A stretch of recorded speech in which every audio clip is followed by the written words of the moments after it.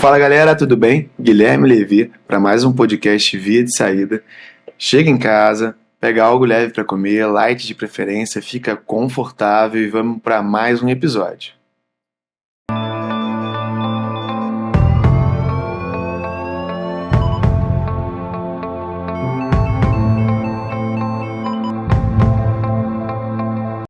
Para o episódio de hoje do Via de Saída, Igor Altoé, Guilherme Levi, vamos falar de que hoje, Igor? Hoje a gente vai falar de extracístole ventricular no consultório.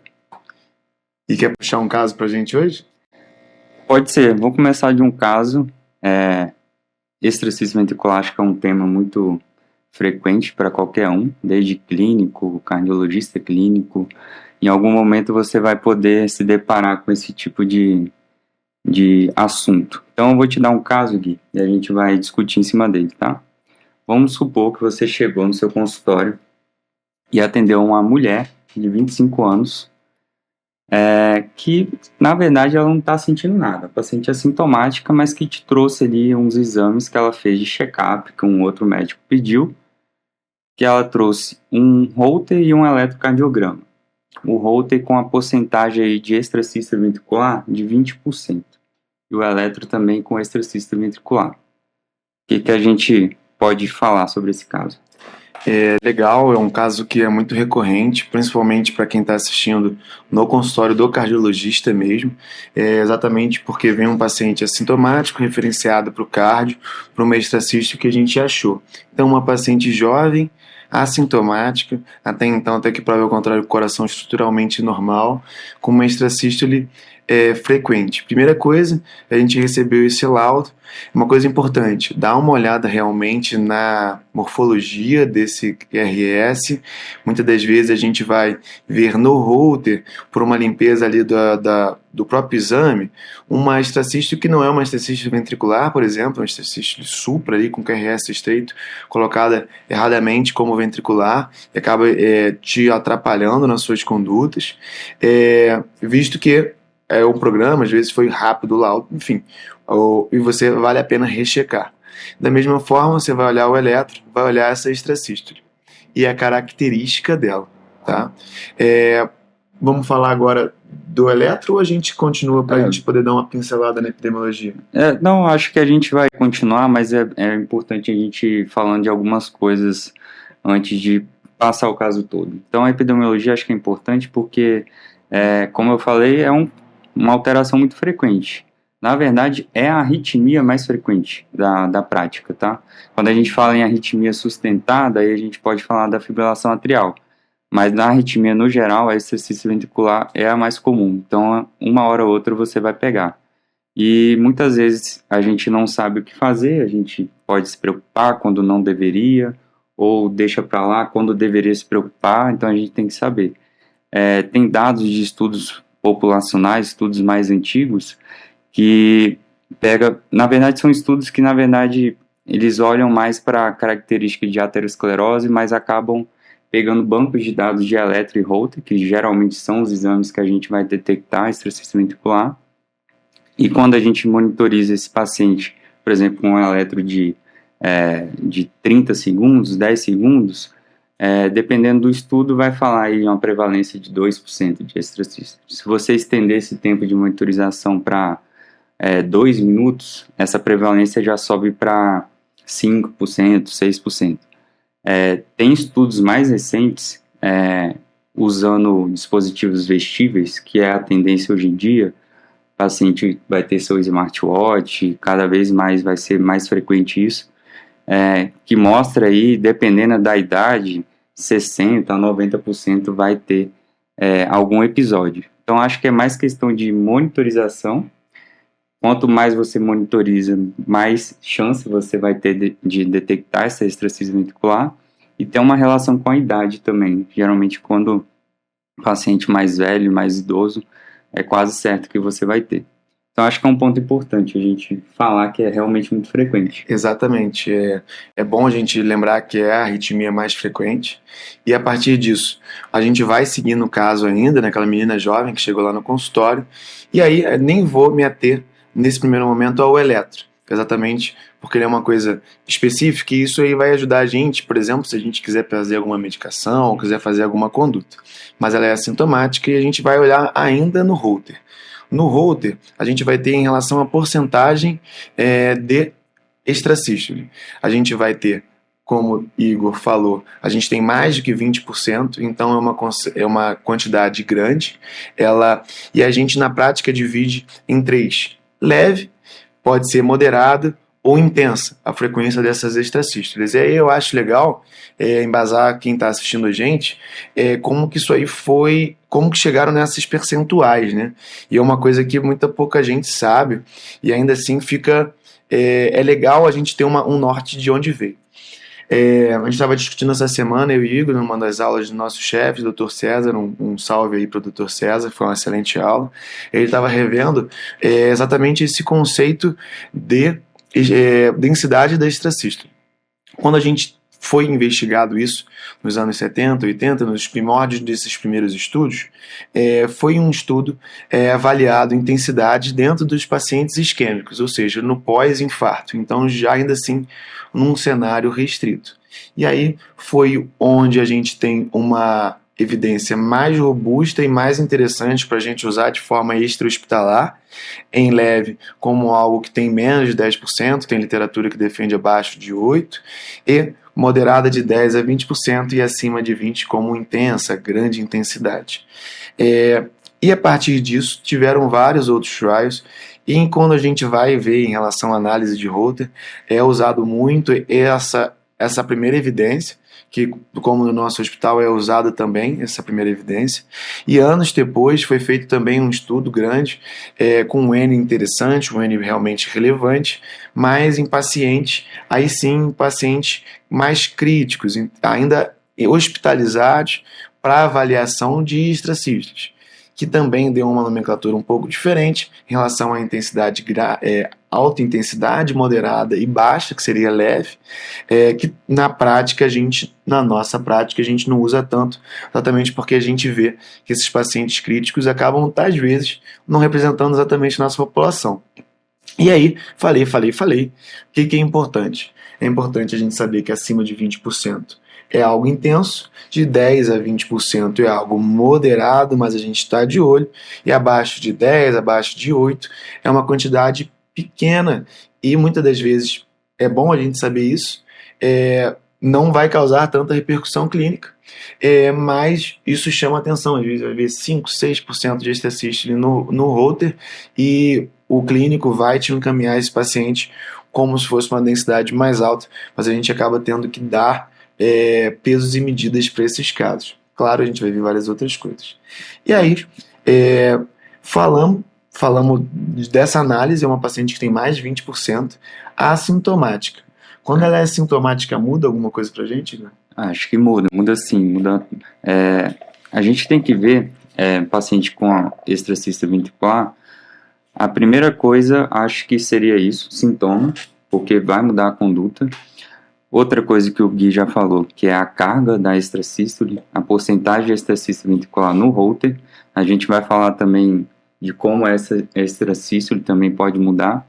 E se essa paciente esse tipo de paciente tem algum substrato para ter a extrasístole ventricular, se ele tem alguma cardiopatia estrutural de base. E aí, nesse primeiro caso, a paciente já chegou com os sintomas, com os exames. Mas se é um paciente que não tem nenhum tipo de exame, você vai coletar uma história clínica bem detalhada e vai tentar coletar algumas informações que são importantes. Por exemplo, paciente com extracístole ventricular frequente, você tem que buscar na história clínica a história familiar, por exemplo, de uma história de morte súbita na família, que aí, se tiver uma história de morte súbita até a terceira geração ali, de preferência, fala a favor de você pensar, às vezes, mesmo a paciente com coração estruturalmente normal, e algumas condições genéticas que levam à morte súbita. Doença de Chagas no Brasil é muito comum, então você tem que pesquisar a origem desse paciente, de onde ele veio, se tem histórico familiar de Chagas, se tem algum gatilho, alguma coisa que esse paciente faça, algum estilo de vida, uso de álcool, Tem alguns estudos até que relacionam cafeína com arritmia ventricular, mas é mais polêmico, mas tem. Que às vezes é um gatilho que tem também, e aí, igual o Gui falou lá no começo, às vezes você identificando algum fator, você tira esse fator e repete o holter, repetir o holter, dependendo de onde você pegou esse holter, é muito importante. O holter é um exame dado por médico, então dependendo do médico, pode ter erro sim, pode ter interpretações diferentes. Então você repete esse holter sem esses gatilhos e mesmo assim continua tendo a extracístole ventricular, aí a gente parte para os exames. Então o holter, a gente já falou. Ainda na anamnese, uma coisa que eu acho interessante, que um dos nossos chefes sempre indaga de forma muito correta, chegou uma paciente jovem, assintomática no seu consultório, e aí você vai fazer essa anamnese direcionada, quando você fizê-la, quando você for fazer, pega leve, no sentido de perguntar da morte súbita, por exemplo, vai escalando uma historinha em relação à família, se a família está bem, como é que é a família, seu pai tá, o que o pai gosta de fazer, o que a mãe gosta de fazer, o irmão, o filho, e aí você vai construindo essa história e você vai conseguir encaixar muito disso na prática. E você vai conseguir ver quem teve morte súbita ou não. Exatamente porque vai falar que o pai tá bem, a mãe tá bem, o filho gosta de jogar bola, ninguém passa mal, e aí você já escala. Porque é uma coisa que a gente vê muito, por exemplo, residente fazendo. Né? A gente, no nosso ambulatório, a gente atende um número maior. E a gente acaba pegando essas fineses de atendimento. Mas quando você, por exemplo, nunca atendeu uma extracístole e você fica com essa coisa de avaliar a morte súbita, você pode perguntar direto: alguém morreu na sua família? E chegou uma paciente de 25 anos, assintomática, fica assustado, fala: como assim? Quem morreu na minha família? Tem que saber como. Tem que saber conversar, vai devagarinho, que você vai colhendo essa história e você colhe de uma forma leve até pegar todas as informações que você quer. Isso às vezes o paciente fica até com receio de falar tudo que ele tem que falar. Mas acho que da história clínica o mais importante seria esses fatores que a gente conversou.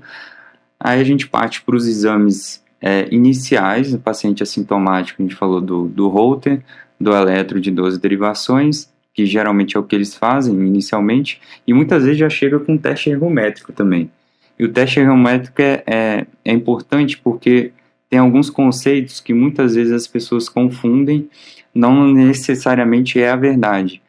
É muito difundido que, por exemplo, paciente que tem extracístole ventricular no esforço é sempre pior. Ou paciente que tem extracístole ventricular, faz o teste ergométrico e no esforço ela some, é muito bom. Pronto, acabou. Na verdade não é bem assim.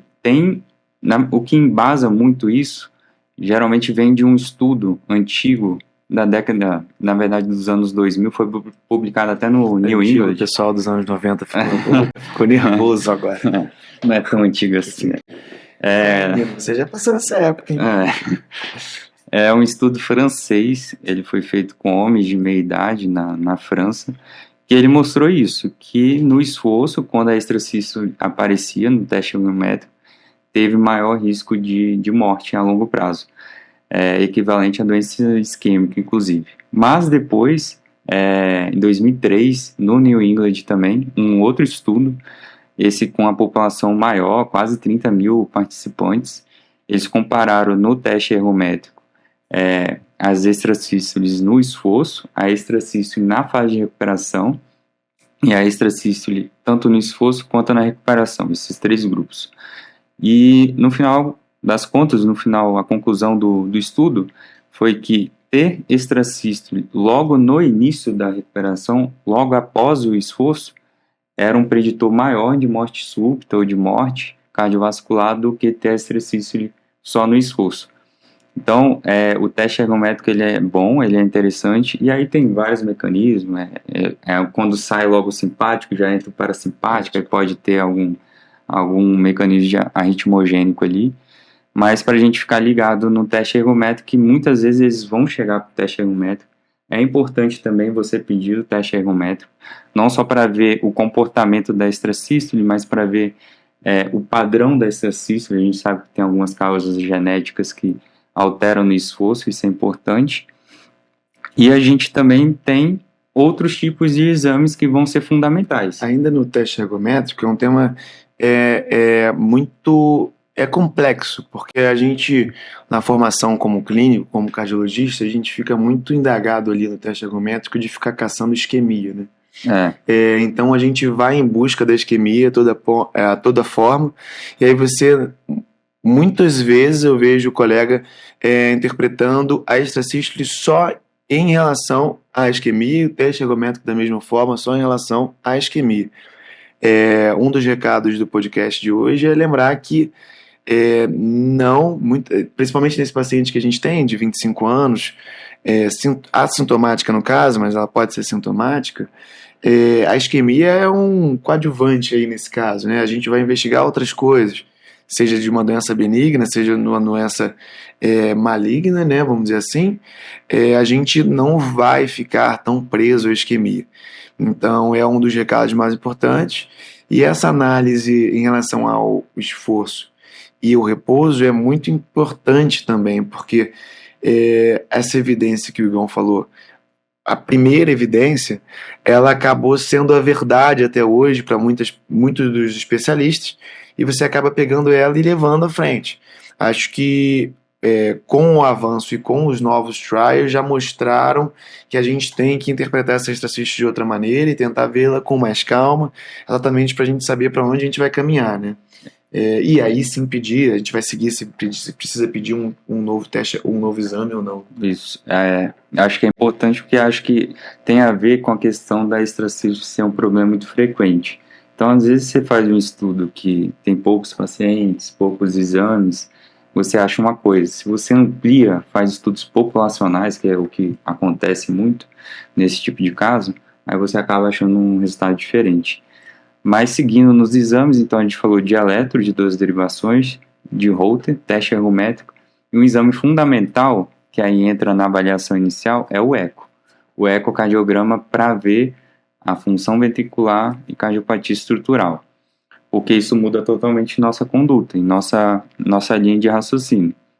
O que a gente falou, que vai contar a presença de sintomas, a carga da extrasístole e agora entra a questão do eco.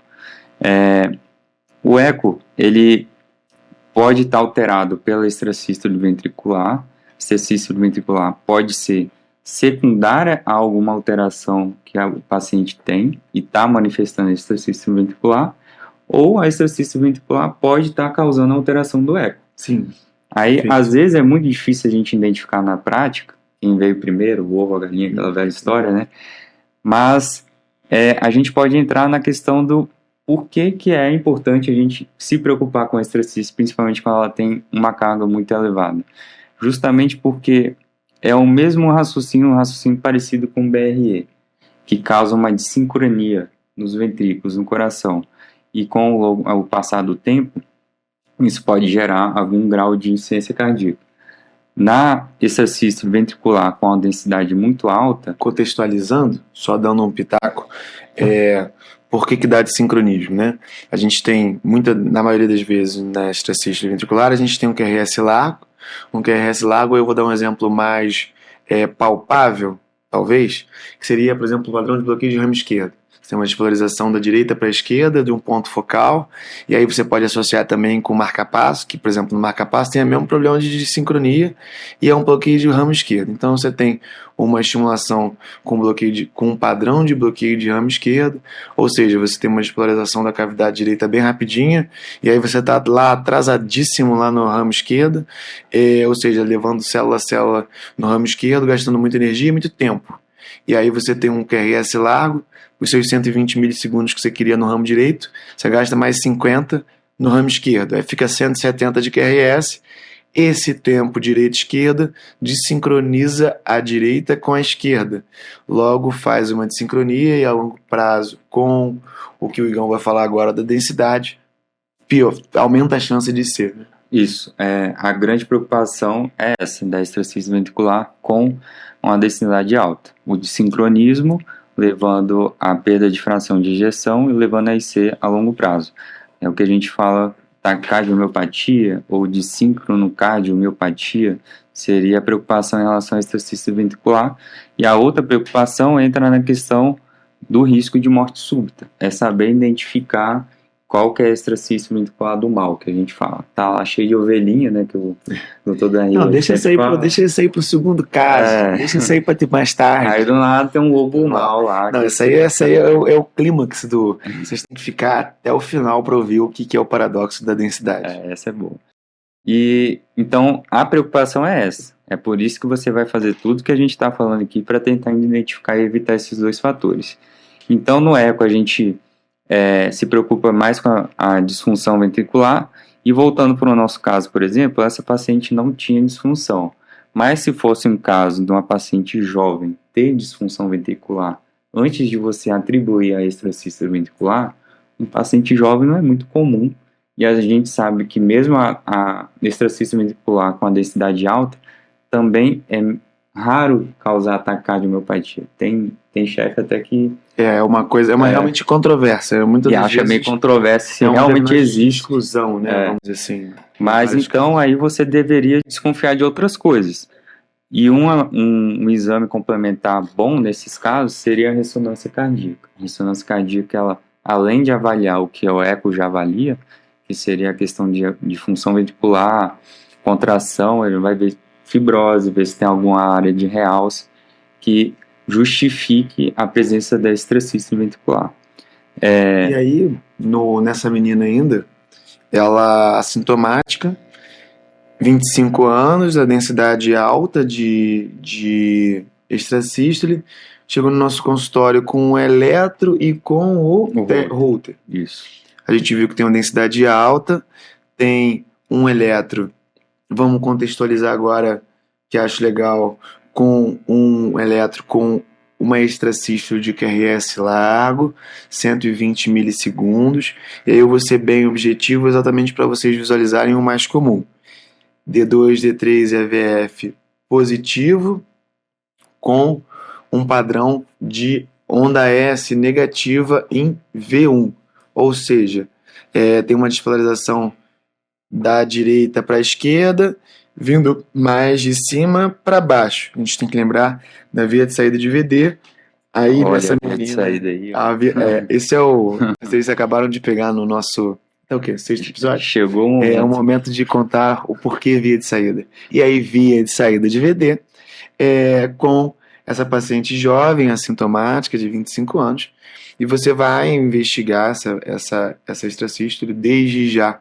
A gente já conta para vocês que é um padrão de uma extracístole que vem de cavidade direita, provavelmente benigna, sem associação com doença estrutural. Chama-se de idiopático, mas o idiopático na minha cabeça, muitas das vezes quando eu escuto, eu penso numa doença que ninguém sabe o motivo, e é uma doença ruim. Dessa vez, é uma doença que não é ruim, ou seja, é uma extracístole que tem um ponto de despolarização ali, que é um ponto de despolarização muito comum, mas não é associado com patologia. Tá? Acho que dentro do coração estruturalmente normal, a gente pode falar que é a mais frequente, é a extracístole de via de saída.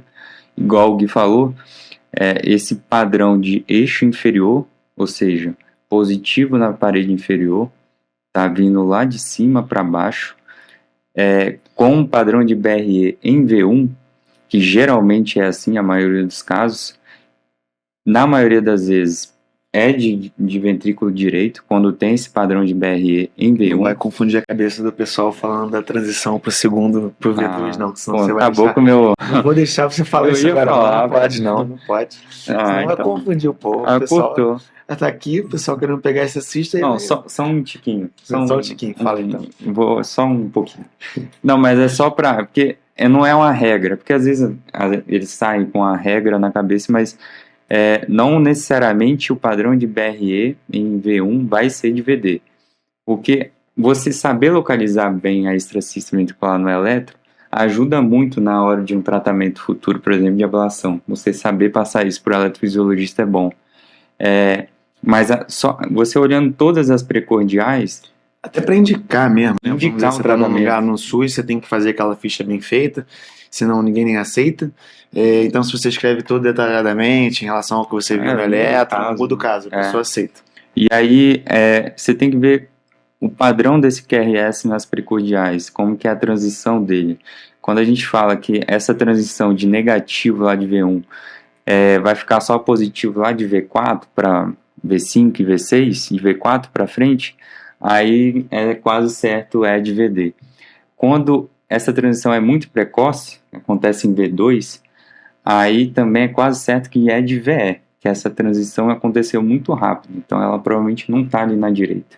Agora, quando é de V3, aí entra aí eu não vou aprofundar aqui. Eu vou deixar as imagens para vocês aqui no nosso meio. Isso é importante para você poder dar o laudo, entender de onde está vindo. Isso faz toda a diferença, poderia ser de qualquer um dos dois, de VE ou de VD, mas localização de estecismo ventricular é um caso à parte, tem várias localizações, e falando do coração estruturalmente normal, porque, por exemplo, voltando para o nosso caso, se a gente for pegar o Holter dela, além de ver a porcentagem e pegar o eletro também, o que a gente poderia ver a mais? A morfologia é muito importante. A morfologia da estressício no Holter também guia tanto a investigação etiológica, ajuda você a pensar em determinada causa, tanto ajuda na questão do tratamento. O que o Gui falou da estressício ventricular de via de saída, seja de VD ou VE, ela tem um padrão mais monomórfico. É uma estressício monomórfica, geralmente benigna, não causa muitas repercussões, e muitas vezes até 2/3 dos casos, às vezes menos um pouco, ela costuma sumir sozinha, inclusive, tá? Mas saber que é um padrão monomórfico ou polimórfico muda. A monomórfica diz exatamente isso, ela está vindo de um lugar específico. Basta você tentar localizar. A polimórfica não, a polimórfica geralmente ela tem alguma coisa ou reversível, aí pode ser algum distúrbio eletrolítico, pode ser uma isquemia, pode ser algum distúrbio tireoidiano, por exemplo, que é uma outra causa, ou ela pode ser um indicativo de uma cicatriz, que está vindo dali. Na verdade, a monomórfica também pode ser um indicativo de uma cicatriz, e a polimórfica mais um padrão reversível, vamos dizer assim. Então, acho que na monomórfica, para resumir, é basicamente isso, você saber se é realmente idiopática, ou seja, não tem nada ali que está contribuindo para isso, ou ir atrás de cicatriz e procurar se tem alguma cardiopatia estrutural de base. Tá? Isso é uma coisa bem importante para explicar. Monomórfica, você pensa numa coisa mais simples, né? Uma só, né? Quando é mais de uma, você tem que tentar detalhar mais o seu leque de diagnósticos para você poder encaixar exatamente numa patologia, e por isso torna tudo mais complexo, né? Tanto para a investigação quanto para propriamente a abordagem, né? Pensando no paciente que você vai fazer alguma coisa. Tá, então, e a gente falou bem da investigação, falando dos exames, na história clínica, o que a gente vai ver. Acho que faltou só nela a gente só excluir. A gente falou que pediu, mas excluindo doença tireoidiana com laboratório e um laboratório básico para avaliar a função renal, anemia, eletrólitos, tudo mais. Troca o PNP. Só deixando bem enfatizado para a gente fazer essa análise. Provavelmente essa menina vai terminar essa investigação no eco. Ela vai ter um eco normal. Isso. E aí a gente, eco normal, laboratório normal, eletro, Holter, ela já chegou pra gente. Ressonância normal. Você pode fazer o teste ergométrico e a ressonância fica uma coisa mais, por exemplo, você tem um lugar que não seria tão necessário. Você consegue negociar mais essa ressonância. Tem hora que você tem que ter a ressonância. Nesse caso, você pode ter a possibilidade de você liberar ela sem. Se você estiver num lugar com mais recursos, puder fazer, melhor ainda. Você vai deixar isso bem esclarecido e mandar ela embora. Mais ainda para fechar, agora a hora que fica mais difícil, principalmente porque ela é assintomática. Daria alguma coisa para ela? Então, aí vamos partir pro tratamento. O tratamento, ele vai se basear nesses 3 pilares que a gente falou. Na presença ou não de sintoma, na carga da extrasístole e na presença de cardiopatia estrutural, coração normal ou um coração doente. Se o paciente é assintomático, é muito difícil você entrar com algum tipo de tratamento, porque dependendo da condição de base dele. No caso dela, ela é assintomática com coração normal. Mesmo com a porcentagem alta, a gente tem respaldo e tem literatura mostrando que você pode só acompanhar esse tipo de paciente. Fazer eco anual, a cada 6 meses, repetir Holter, ver outros fatores. Mas tem literatura também que já dá a opção de você fazer um tratamento mais definitivo, vamos dizer, pensando numa ablação, por exemplo. Já que é uma extracística que ela tem um lugar que ela está vindo ali, você sabe que se for fazer a ablação, a taxa de sucesso é alta, taxa de complicações bem baixa. Você poderia ter essa opção. E falando que tem trabalhos que mesmo paciente assintomático com a carga de extracístole alta, no longo prazo, tem um risco até mínimo de desenvolver uma IC no futuro. Então, dependendo da carga muito alta, que é o caso dela, e assintomática, a gente pode ter esses dois cenários. Você vai conversar com o paciente, vai dar a opção, falar, a gente tem a opção de ablação, ou tem a opção de acompanhamento. Eu acho que ficaria mais nesse âmbito, no caso de assintomático. Não sei se você pensaria em alguma outra coisa. Pensando no assintomático, concordo, a gente tem evidência para as duas abordagens, e aí vai muito da experiência de quem está abordando e a forma de conversar. Em relação à parte mais conservadora, observar, mudar estilos de vida, possíveis fatores reversíveis, às vezes uso intenso de café, noites mal dormidas, uso intenso de álcool, e por aí vai, que a gente pode dar uma avaliada.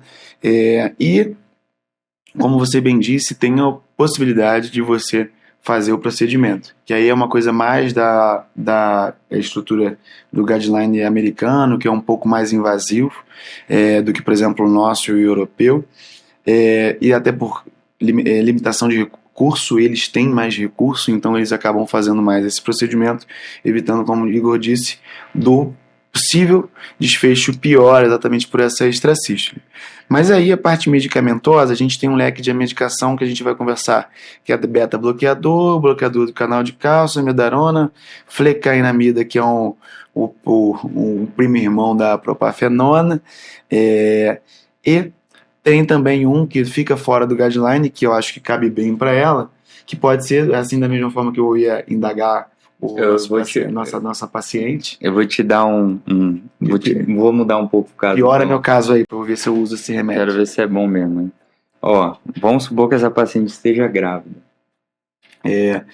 Caso 1, paciente de 25 anos, grávida. Mas sintomática agora. Sintomática. Mesmo sintomática quanto assintomática, cabe bem essa discussão pra gente. Por quê? Ela tem uma extracístole de via de saída de VD, ela é jovem, fez os exames até então sem nenhum substrato, mas aí sim a gente tem um paciente sintomática. A gente tendo ela sintomática, a gente pelo ESC, a gente tem uma tabelinha bem clássica, tem em um dos outros nossos conteúdos lá na página, em relação à abordagem do paciente sintomático, que é o primeiro pilar da nossa interrogação. E aí a gente vai ter ablação como classe de evidência 1A, para o paciente sintomático com uma extracístole típica. Típica, o que é típica, Guilherme? Típica é quando é de uma via de saída provavelmente benigna, que a gente lembra da via de saída de VD e a fascicular. E como ela é mais fácil de abordar, exatamente porque ela fica na cavidade direita, lembrando, via de saída de VD, a gente vai, não sei se vai dar para ver aqui no vídeo, a gente vai ter aqui perto da tricúspide, vamos dizer assim, vindo de cima para baixo, da direita para a esquerda. Então a gente vai ter uma extracístole que por catéter mais fácil de fazer o procedimento, então a gente tem de nível de evidência 1A. E aí a gente tem com beta-bloqueador, propafenona, que é a flecainamida, o que a gente tem disponível aqui no Brasil, e o bloqueador de canal de cálcio, como nível de evidência 2A. E a amiodarona como nível de evidência 3, logo não façam amiodarona. Mas isso aí a gente pode falar um pouquinho mais para frente. Visto esse paciente, essa mulher, sendo assintomática quanto assintomática, eu ia fazer uma conduta parecida, que não é exatamente esses remédios nem a ablação nesse primeiro momento. pensando em ser um pouco menos invasivo, apesar de classe de evidência 1A lá no guideline. A gente, na grávida, não é interessante a gente fazer propafenona, não é interessante a gente fazer o beta, não é interessante a gente fazer o bloqueador de canal de cálcio. Mas o bloqueador de canal de cálcio não é propriamente contraindicado, mas aí sim vale a discussão. Mas o que é que a gente pode fazer nesse paciente que não está nesse guideline, mas é muito interessante? Ó, uma coisa que, se a gente não falei, e dei a resposta. Eu cruzei pro Igor de volta para fazer o gol. Agora você deixou, eu vou ter que falar, né? Mas a gente não pode sair desse podcast e não falar do magnésio. A gente estando no INCOR, qual o berço aí de usar o magnésio, tanto para FA... Alguém no vizinho. Teve um grito aqui. Mas tudo bem, vamos fingir tipo avião naquela época dos anos 2000. Os anos 2000. Alguém fez um gol velho. Não, mas no INCOR, o uso do magnésio... Vai de pet corintiano. O Corinthians está muito mal, cara. Não vou tocar nesse assunto, não. No INCOR, o uso de magnésio é um mantra. Para FA... E aí, já que a gente teve um déficit de atenção coletivo, por que é um mantra? Tem um trial, tem alguma coisa que embasa? Então, no nosso caso aqui de hoje, tem um estudo muito interessante feito lá no INCOR. Foi uma tese de doutorado, acho que é Cristina Falco, até o nome da médica que fez, sob a orientação do Dr. Darrier. Eles pegaram pacientes com extracístole ventricular, acho que podia ser extracístole supraventricular também, uma quantidade razoável num holter de 24 horas. Eram cerca de 60 pacientes e randomizaram para usar placebo ou usar pidolato de magnésio. No estudo foi um pidolato. A dose era de 3 gramas dia. Eles viram que o magnésio não só reduziu a quantidade de extracístole ventricular, mas também reduziu o sintoma. Então, lá na nossa prática, pelo menos, a gente costuma usar bastante magnésio. Tem outros tipos de estudos, precisa de mais estudos. Esse estudo foi publicado em revistas grandes, e a gente acaba extrapolando para outros tipos de magnésio. No caso foi o pidolato, mas a gente acaba usando outros também. Carbonatos, porque na prática às vezes é bem difícil. Que acaba sendo o valor e a disponibilidade é difícil. Mas esse é um tema importante que a gente acaba não tendo tanta referência se talvez você tivesse ouvido aqui com a gente. Exatamente porque é um paciente jovem, coração estruturalmente normal, a história familiar negativa, tudo negativo, mas tem uma extracístole benigna, e você não quer fazer ou não pode fazer, pensando na grávida. O magnésio pode cair super bem, resolver o problema, e grande parte das vezes resolve. Né? Então, no caso 1, eu acho que a gente conseguiu concluir com uma forma bem parcimoniosa até, pensando no custo-benefício aí dos nossos remédios. Acho que sim, acho que foi um caso, deu para esclarecer bem, e vou botar um outro caso então, para a gente ver se... Vamos complicar o negócio, ou não, vamos ver. Vamos falar agora de um homem, uma idade um pouco mais avançada, 65 anos, que chega para você agora sintomático, se queixando de palpitações e de dispneia, com um holter externo, com extracístole ventricular. Agora já destrinchou também, eu vou falar mais extracístole ventricular monomórfica. Tem teste de esforço que a extracístole ventricular aparece no esforço e na recuperação. E tem um eco com a fração de injeção de 35%. Tá? Aí, aqui, acho que dá para falar um pouco até dos sintomas. Ele veio com holter também? Você falou, não peguei. Veio com holter, eu acho que eu não falei a porcentagem, mas 25% de exercício ventricular monomórfico. Eu acho interessante aqui a gente falar, porque no primeiro caso a paciente era assintomática, mas um paciente sintomático é importante você saber esse sintoma, que ele pode ser diferente. E muitas vezes, às vezes, não é atribuído à extracístole ventricular. O paciente acha que o médico acha que mas pode não ser. Ele pode vir com queixa de palpitação, pode vir com queixa de dispneia, de pré-síncope, atribuído à exercício ventricular. E muitas vezes, não sei se você já pegou, acho que às vezes, provavelmente sim, o paciente fala, doutor, meu coração parou de bater, senti um vazio no peito. A exercício ventricular, como ela é um batimento precoce, se a gente lembrar lá da fisiologia, logo depois de uma extracístole, tem um tempo de enchimento ventricular mais prolongado. E com esse tempo de enchimento ventricular mais prolongado, o volume sistólico do próximo batimento ele vai ser maior. Então a contração vai ser mais forte, vamos dizer assim. E é esse batimento que o paciente sente. Então não é a extracístole ventricular em si, mas é o batimento seguinte. E aí ele pode reclamar que o coração dele parou, que ele sentiu um vazio no peito. Então valoriza esse tipo de queixa. Então o paciente estava com esse tipo de queixa e já tem um eco agora com disfunção ventricular. Eu ia perguntar se era depois do jogo do Corinthians, mas não. Não, momento, não, acho que no momento não tá bom, cara. Esse assunto. Eu sou Botafogo, fica tranquilo que não, piorou, não gera né? problema. Cara É que eu já tenho palpitação há mais tempo, entendeu? Pra ele é novidade. Quer bater em cachorro morto, não tem condições, né?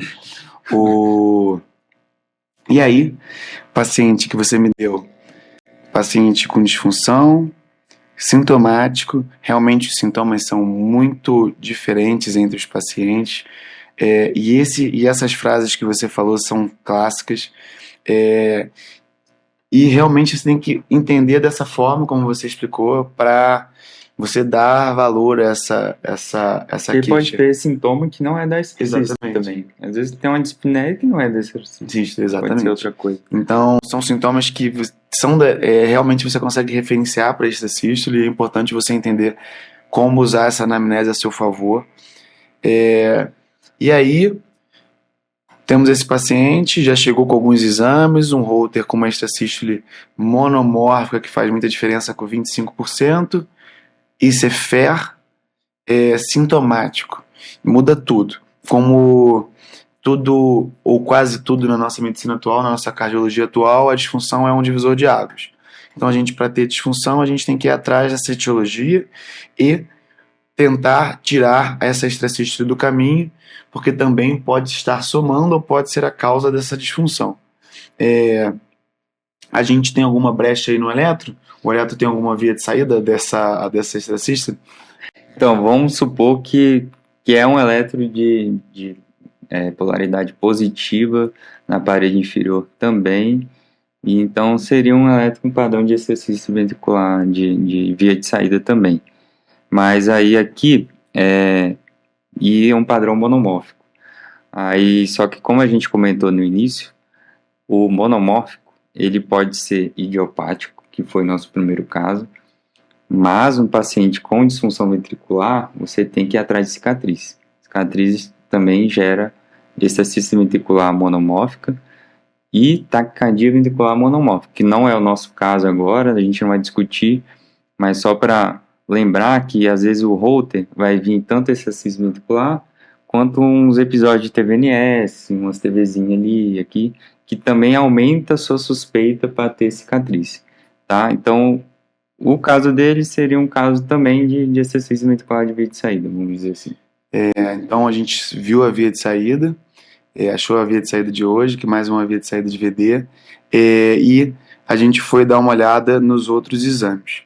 Esse paciente, tanto pensando em isquemia, quanto pensando nas outras etiologias, aqui no Brasil a gente não pode esquecer de Chagas, como o Igão falou lá no início do podcast, e a gente fala muito isso quando vai discutir de TV, a gente já discutiu, e falando da extracístole, você vai ter que investigar esse paciente. Você faria o teste ergométrico agora ou faria depois? Eu acho que cabe o teste ergométrico, acho que dá para a gente ver como se comporta essa extracístole no esforço, na recuperação, e talvez pela idade, se ele tiver mais fatores de risco cardiovascular, eu acho que talvez nesse caso a gente tem que investigar outras coisas, investigar isquemia, igual você falou, acho que é importante. Então, antes desse teste ergométrico, vou segurar o teste ergométrico, vamos para o eco. O eco tem disfunção segmentar, ele é uma hipocinesia difusa. 35% de fração de ejeção com a hipodifusa. Não foi muito... Certo. Isso aí, no nosso raciocínio aqui, na frente do paciente, aqui estamos na mesa, estamos no consultório, né? Aí você vai contra um pouco, né? Não exclui, mas você pensa um pouco menos em isquemia. Se tivesse um padrão segmentar, você iria um pouco mais animado para isquemia. E aí, mesmo paciente, 65 anos, fatores de risco, a gente tem que excluir isquemia? Acho que se ele tiver fator de risco, se você estiver pensando, e nessa disfunção acho que é importante. Perfeito. Importante, apesar de a isquemia em si, muitas vezes, quando depende se ela é aguda ou crônica. Aguda, geralmente, ela pode dar mais um padrão polimórfico, não vai ser tão ambulatorial assim, mas Perfeito. uma porcentagem alta acho que é fundamental. Essa foi uma discussão interessante até numa outra ocasião com o pessoal do métodos, né? Que seria uma indicação interessante para fazer acintilo, né? Diferente do que normalmente você pode pensar e ir direto para o cateterismo, por exemplo. Pensando que esse é um paciente, apesar de 65 anos, com 35% de fração de ejeção, paciente estável, classe funcional 2, que você está investigando ele, não é para o ano que vem, mas eletivamente. Acintilo pode cair bem, exatamente como você vai dar uma olhada em relação ao teor isquêmico, vai ver a área de fibrose. E aí, nesse paciente, eu acho que a gente não tem como ficar sem ressonância, né? Acho que sim, acho que é fundamental pensando na questão da cicatriz. Se ele tem uma origem que justifique ele ter essa EV frequente, com alta carga e levando à disfunção ventricular. Nesse caso, vamos supor que a ressonância dele também não tinha lá muita cicatriz, alguma área que justificasse tanto, mas tinha disfunção, e a gente chegou no final das contas ali, aquela mesma discussão, quem veio primeiro, foi a disfunção, foi extracístole, é da disfunção ou o contrário. Vamos supor nesse caso que foi um caso que o paciente tinha uma porcentagem alta de extracístole e acabou desenvolvendo a disfunção. Certo. Aí a gente volta na questão do tratamento, que aí a gente pode... Dessa vez a gente vai voltar a ver onde está em a via de saída. Então a gente tem uma via de saída de VD, ou seja, uma extrasístole típica. Extrasístole típica num paciente com uma disfunção ventricular. Logo, paciente, entre parênteses, grave, ou seja, você não pode ficar perdendo tempo.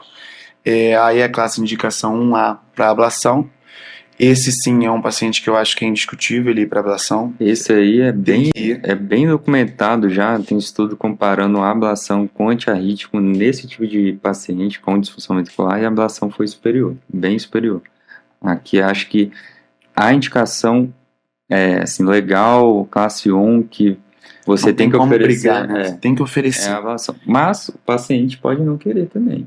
E aí a gente pode discutir as indicações. E se não quiser, ou vamos botar num cenário meio termo, o paciente quer, mas você não está no grande centro, é realmente um procedimento que tem fila de espera, e aí você tem que manusear ele um tempo com medicação. Da mesma forma, a gente vai para os nossos 4 pilares: beta-bloqueador, propafenona, bloqueador no canal de cálcio e amiodarona.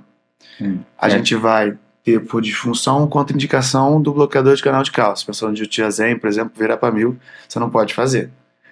Já o beta-bloqueador, você tem um paciente com IC, então eu imagino que ele esteja fazendo, mas não é o tema do podcast de hoje. O beta na IC dá para fazer na concorrência.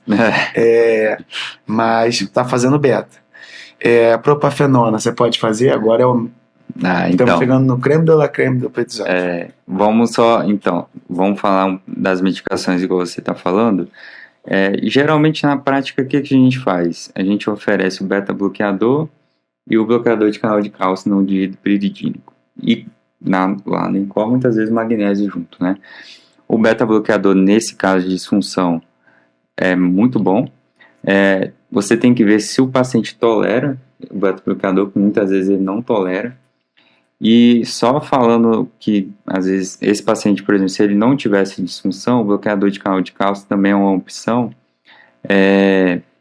E você tem que se atentar aos efeitos colaterais, porque muitas vezes você vai trocar esse tipo de medicação. Não tolerou o beta-block, você faz o bloqueador de canal de cálcio. Não tolerou o outro, você faz o beta-bloqueador.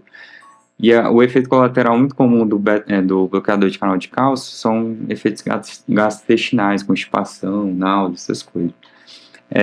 Pensando na nossa primeira paciente, por exemplo, tem um tipo de arritmia ventricular, fascicular, ela costuma responder muito bem, por exemplo, a bloqueador de canal de cálcio, mas é para outra conversa. E aí, na prática, geralmente o beta-bloqueador e o bloqueador de canal de cálcio, quando não responde a nenhum dos dois, aí a gente costuma partir para os antiarrítmicos, né? Igual o Gui falou, a gente tem no Brasil a propafenona, a amiodarona e o sotalol, né? A propafenona tem um primo que a gente fala que é da mesma classe 1C, que é a flecainida, que a propafenona é muito boa nos casos refratários, mas ela tem algumas contraindicações. A principal contraindicação é o paciente que tem disfunção ventricular, que é o nosso caso aqui. A gente não poderia usar. Por quê? Tem um estudo famoso, estudo CASH, estudo antigo já, que ele, na verdade, era um estudo para ver pacientes pós-infarto. Ele avaliou a presença de arritmias ventriculares, exercícios ventriculares, usou placebo e usou flecainida, que é esse primo da propafenona. Na época, foi até um pouco difícil, às vezes, de convencer alguns centros de usar um remédio que era tão bom, que a flecainida, assim, para quem já usou, aqui no Brasil não tem, eu só ouvi falar. Fala que, assim, é muito boa, zero holter, sabe aquele negócio de o holter tá uma zona, vamos fazer um remédio aqui, geralmente aqui é a amiodarona, mas lá a flecainida zero, não tem mais arritmia ventricular. Aí era até uma dificuldade eles botarem para comparar com placebo, na cabeça assim não fazia muito sentido. Mas esse estudo ele foi interrompido precocemente porque ele aumentou a mortalidade no grupo da flecainida. As pessoas morriam mais com a flecainida. Tem estudos até de avaliação populacional, assim, de cálculos, que mostram uma porcentagem, um número alto de mortes nos Estados Unidos, mais de 200 mil mortes, atribuído a isso. Então, eu acho que até um dos maiores desastres aí da medicina, vamos supor. Aí, com base nisso, a propafenona não pode ser usada em paciente com disfunção ventricular, paciente com hipertrofia ventricular, hipertrofia septal, geralmente um septo maior que 13, uma parede posterior maior que 13, paciente com distúrbio de condução já de base, paciente que tem um QRS um pouco mais largo, um BAV de primeiro grau, a gente que não costuma usar, não pode usar, porque a propafenona é um bloqueador de canal de sódio, ela pode piorar um pouco esse distúrbio de condução. Um exemplo, por exemplo, é no estudo fisiológico, paciente que tem queixa de 5, que você quer investigar um distúrbio de condução de base, que às vezes é intermitente, a gente faz a gimalina.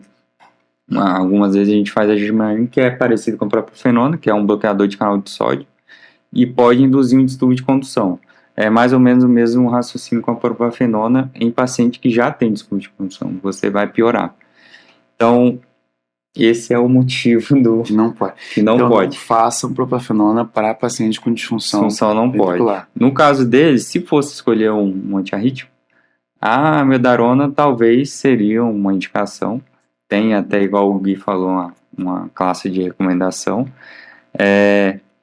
E o sotalol, na prática, a gente não costuma usar também em paciente com disfunção ventricular. Não tem um lugar certo, falando que não é para usar, mas na prática a gente não costuma usar. O sotalol, ele é uma boa medicação nas EVs idiopáticas, mas não é a primeira opção.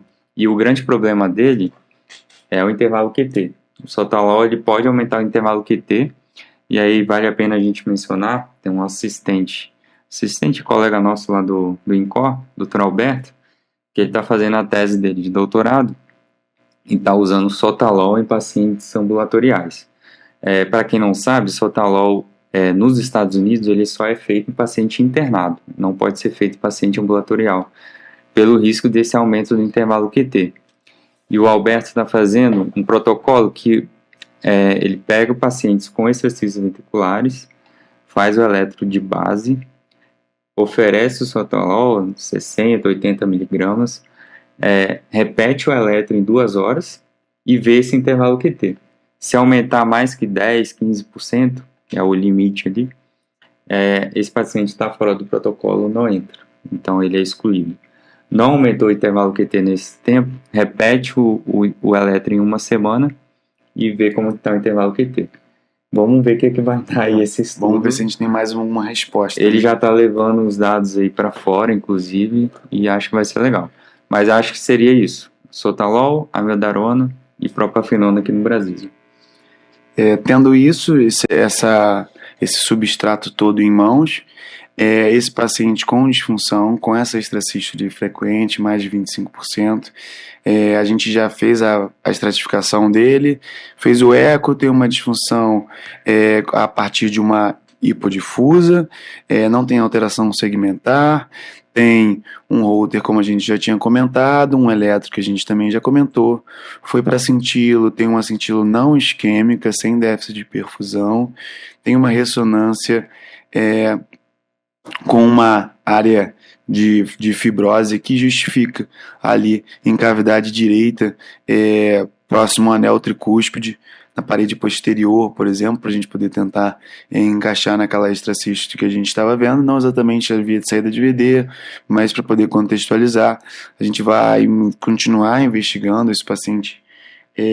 Durante ele aguarda a fila de ablação para poder deixar uma coisa palpável, o beta-bloqueador está sendo feito pela IC, bloqueador de canal de cálcio a gente não vai fazer nesse caso, e dentre os antiarrítmicos, caso a gente realmente precise, tem uma frequência mais alta, um déficit de perfusão por falha de enchimento ali pelo número de extracístoles, usaria a amiodarona. Que é o único caso que a gente vai usar a amiodarona, visto uma extracístole, no caso da disfunção, que é um nível de evidência 2A, pela sociedade europeia, até diferente da sociedade americana, que a sociedade americana é mais conservadora em relação à amiodarona, ela não usa, mas também por ter um ambiente mais controlado e certamente com uma facilidade de ablação maior do que aqui no Brasil. Exato. E na Europa também, que também tem um circuito mais parecido com o nosso do que dos Estados Unidos. E aí, ele está com beta-bloqueador, amiodarona, conseguiu fazer um controle tanto da extracístole quanto dos sintomas melhor, foi para a ablação e teve um bom sucesso dessa extracístole. E a fração de ejeção foi para 60%. A fração de ejeção foi para 60%. O teste de Chagas veio negativo e a gente conseguiu ter uma abordagem bem sucedida dessa extracístole. Como eu comentei, a gente tem uma área de fibrose que a gente vai investigar ainda, a gente pode seguir nessa investigação, lembrando que a gente tem que entender realmente melhor sempre essa etiologia, mas não pega nesse podcast de hoje. E acho que a gente falou de tudo e conseguiu tratar bem esse paciente. A primeira mão, você tem algum take-home message sobre esse último paciente para a galera? Acho que aqui o mais importante que tem que levar em conta é o tratamento medicamentoso, saber quando você tem que usar as medicações no cenário de disfunção ventricular ou não, saber das contraindicações e saber da indicação da ablação, a principal indicação que é justamente na disfunção ventricular, onde vai responder melhor. Acho que nesse último caso seria isso. No primeiro caso, acho que o mais importante que você tem que levar em consideração é que paciente assintomático, muitas vezes observar é uma opção, oferecer a ablação também é uma opção. Então, você tem que conversar com o seu paciente, tem que saber o que ele está pensando, tem que esclarecer as dúvidas, tem que falar para ele que vai ter um acompanhamento a longo prazo, mesmo com ablação ou não, mas é uma decisão meio que compartilhada. Perfeito. Então, não tenha medo do seu paciente com extracístole, tente entender, como a gente falou durante todo o podcast, fazer o melhor tratamento possível, nem faça tudo de uma vez, nem deixe de fazer nada, sempre individualize o seu paciente em relação aos sintomas dele e o que você tem na sua anamnese, podendo ser também um paciente assintomático, e uma coisa que vale levar para casa: paciente sem disfunção não deve levar amiodarona. Então, se você recebeu ele... Muito comum a gente receber ele com amiodarona. E você, como especialista, se você colocou amiodarona para ele, provavelmente ninguém vai querer tirar a amiodarona dele. Então, um paciente não teve disfunção, não tem disfunção, ele tem extracístole, não faça mildarona, faça um planejamento, tire dúvidas, faça a melhor forma possível para você poder tratar ele. E por hoje, acho que a gente conseguiu abordar os cenários principais da extracístole ventricular. Se você teve alguma dúvida, alguma coisa que queira dividir com a gente, manda no nosso chat, a gente sempre está disponível aqui no YouTube, aqui no Spotify e aqui no Instagram para vocês tirarem dúvida. 100% à disposição. Não deixa de seguir, compartilhar e, se possível, botar a avaliação no nosso sininho e passar para os seus amigos caso você tenha gostado.